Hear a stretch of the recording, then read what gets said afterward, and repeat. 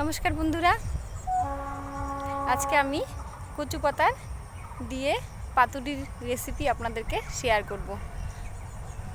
যখন ঘরে মাছ মাংস কিছুই থাকে না, তখন এইভাবে কচু পাতা দিয়ে পাতুরি তৈরি করে খেয়ে দেখবেন, এক থালা ভাত অনায়াসে শেষ হয়ে যাবে। চলুন বন্ধুরা, আমরা এসে পড়েছি আমাদের জমিতে। দেখুন, কালকের বৃষ্টি হওয়াতে কি জল হয়েছে, আমাদের জমিটা ভরে গেছে, চারিদিকটা সবুজ হয়ে গেছে বৃষ্টি পড়াতে।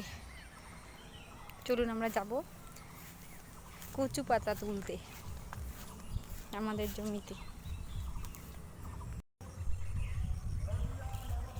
কচু পাতা তুলে নেব। দেখুন, এরকম কচি কচি পাতা কুশিগুলো তুলে নেব, এই ঝুড়িতে রাখবো। কচু পাতার কুশিগুলোকে আমি টুকরো টুকরো করে কেটে নিয়ে ধুয়ে নিয়েছি, আলু ভেজে রেখে দিয়েছি, পেঁয়াজ রসুন কেটে নিয়েছি, উনুন ধরিয়ে কড়াই বসিয়ে দিয়েছি, কড়াইতে তেল দিয়ে দিয়েছি, তেল দিয়ে পেঁয়াজ রসুনগুলো দিয়ে দিয়েছি। পেঁয়াজ রসুনগুলোকে আমি হালকা ভেজে নেব। আলুগুলো আমি কিন্তু ভেজে নিয়েছি আগে, কুচি কুচি করে কেটে। আলুগুলো ভেজে রাখলে সুবিধা হয় দিতে। এবার আমি পেঁয়াজ রসুনগুলো হালকা ভাজার পর দিয়ে দেবো কচু পাতার টুকরোগুলো। কচু পাতার টুকরোগুলো ভাজা হয়ে যাবে, হালকা ভাজার পর দিয়ে দেবো একটু লবণ, একটু হলুদ, লবণ আর হলুদ দিয়ে দেব।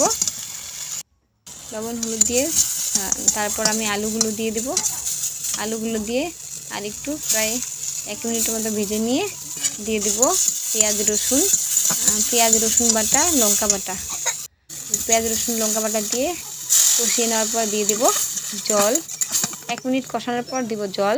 জল দেওয়ার পর 1 মিনিট ফুটানোর পর দিয়ে দেব সর্ষে বাটা, 3-4 চামচ সর্ষে বাটা দেওয়ার পর 1 মিনিট ফুটিয়ে নেব।